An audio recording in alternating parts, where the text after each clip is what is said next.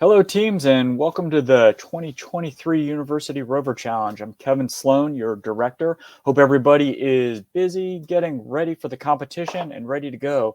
We're here tonight to talk to you through a couple of updates with specific courses, and specifically tonight we're going to be covering the Extreme Delivery Mission and the course that we just finished updating. To help me talk about everything new that you can take a look at, I'm going to welcome Kurt, one of our longtime veteran URC judges. Kurt, thank you for joining me for this. Glad to be here. So, for teams that haven't had a chance to see this yet, we just posted to the website, brand new. If you head over to the website, go to the handy dandy menu under requirements and guidelines. There is a new subpage there for the Extreme Delivery Mission, one of your 4 exciting missions for this year. And of course, it will bring you to this new page. So there is a narrative overview that quickly explains what you're doing on the course for this year. Similar to the last couple of years, it is a 2-stage course. You have to achieve a minimum score on the first stage before proceeding to the second stage. Now, for a little bit of an overview, Kurt, what's the general theme that teams are going to be doing this year out in the field? Well, the whole idea is that you're with a team of astronauts that are exploring the Martian surface.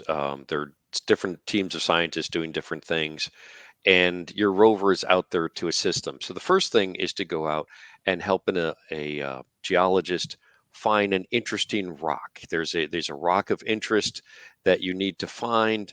We will give a description for that before you go, and you'll go through a certain path, and then you'll possibly stop and pick up some notes that have been left there by a previous team that'll help you find the rock.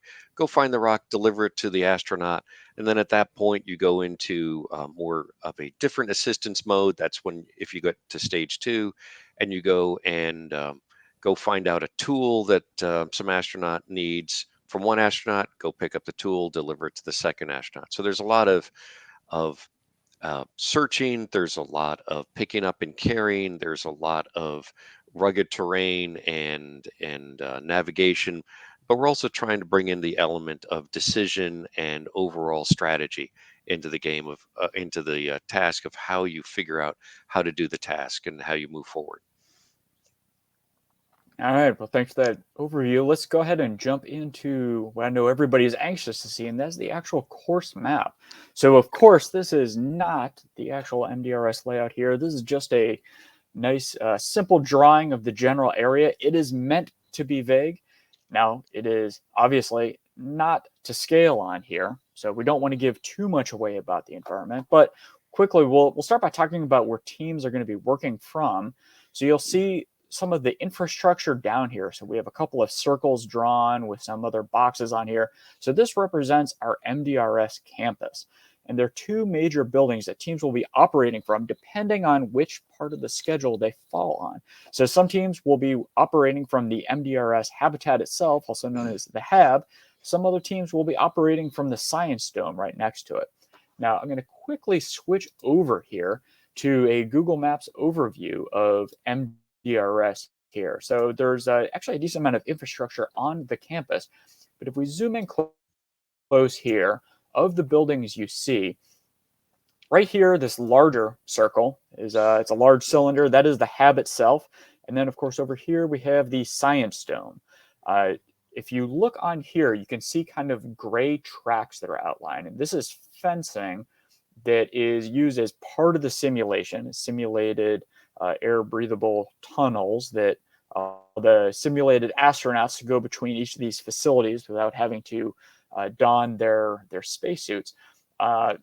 So we show this on here because this is an actual physical structure that your rover cannot drive through.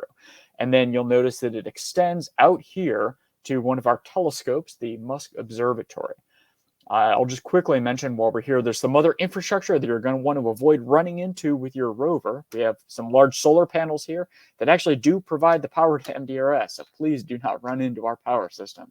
And then, of course, we have another telescope out here. There's a solar telescope, just some of the equipment that you'll be looking at. But if we zoom out here and you can start to see the broader terrain. And if this isn't a wonderful sandbox to play in with your rover, I don't know of a better place that you could get to drive around.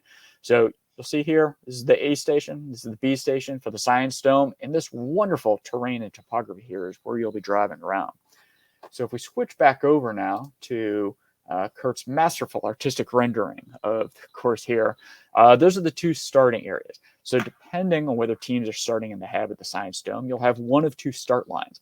And there are parallel configurations for the first and second tasks before those courses merge for task number 3. Now, Kurt, talk to me a little bit about what are teams doing when they first start moving through the first task and heading into the second? Well, we really try to keep the paths equal for whichever team ends where, so that no one area is better than the other.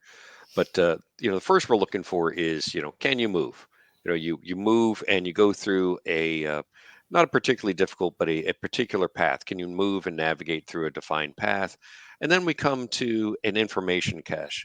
And the idea is that, as you can see, the points are not equal between all these different tasks, um, and and so we have a information cache at number 2, where there's not a lot of points, and it's when you get there, you'll see it's actually a pretty difficult thing. You have to spend quite a bit of time to open it up, look in. It's a delicate um, combination of hand motion and visual acquisition in order to get some information about where the rock is in the rock garden area, and that you're looking for. Now, this rock is not going to be brightly painted like we've done in past years. This is going to be an actual uh, geological feature. It's going to be natural, and it's going to be difficult to see. You're going to have probably some expert help inside the in the team to identify it. So it's going to take some time to find. So you have to balance. Do you want to spend time figuring out where it is with a little bit more accuracy, or do you want to find out? Do you want to just skip all that time and go and just have a systematic search in the rock garden area? And so then you go there and you merge into the rock garden, and you'll find the sample. Perhaps if you do, pick it up, deliver it to the astronaut. There'll be some carrying of this rock over some pretty tough terrain, and then arriving there and delivering it to them. And if you do all that and you get over 40 points, you go on to that, and then you go on to the next set of tasks that take advantage of the very hilly and rocky terrain that is on the left side. For those that have been to URC before, you'll recognize the infrastructure and the regions. We've tried to change it up a little bit so that it's a new task. For those that haven't been there, I think you might be surprised at how big this is. This is not like an indoor course or a course on a local soccer field you might have had before. This is these elevations on the left are hundreds of feet tall. They're very rugged. They're very steep. They have deep canyons in the side of them, and there's little hills that can provide line of sight breakage and so forth. This is a very challenging course to do, and so what we want to do is have people practice a broad spectrum of tasks of visual recognition, teamwork, science recognition, navigation, rugged terrain, distance, and so forth, but also do some strategic thinking about just how much time you spend on each task and in what order you do them. I would stress that one of the rules that we have is that you cannot go back on a task, but you can skip tasks. So you might say that, well, we're not going to do task number 2. We'll go straight to task number 3, or something like that. So I want you to kind of study the rules, figure out what you want to do, and figure out how you best want to do it. That's a great overview, Kurt. Now, obviously, teams are going through the points here on the right-hand side. I think it becomes pretty apparent that if teams want to have a chance to make it to stage 2, that rock, finding that rock as part of task number 3 is pretty extremely important.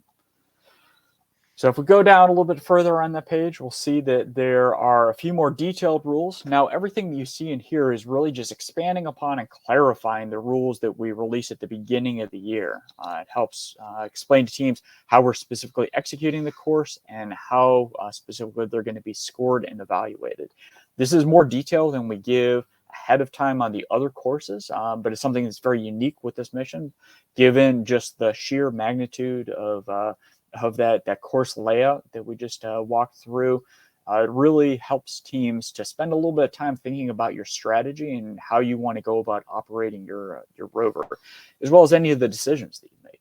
Kurt brought up an interesting point with that second task there. The second task, opening that box, is a very complex operation and really only worth a few points. But that in and of itself is not necessarily what gives you the best strategic advantage.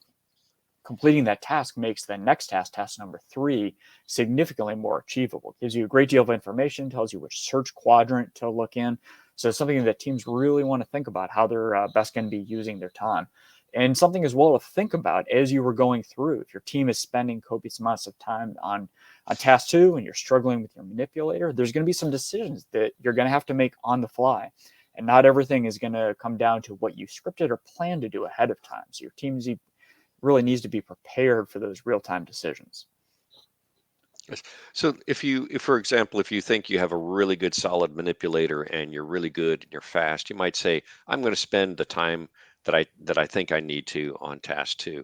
On the other hand, if you think, we don't really have a strong uh, suite there, but we have got a really good science team and we think we can pick that rock out of the rubble, then absolutely, you might want to skip it and just go straight to task number 3. We also wanted to lay out the points here very clearly so it's unambiguous and consistent, so that all the judges on both courses give consistent scores with each other, and to show you just how they're not all. It's not 30 points, all or nothing for task number 3, for example. There's a division of points, so you can strategize about how you want to do that.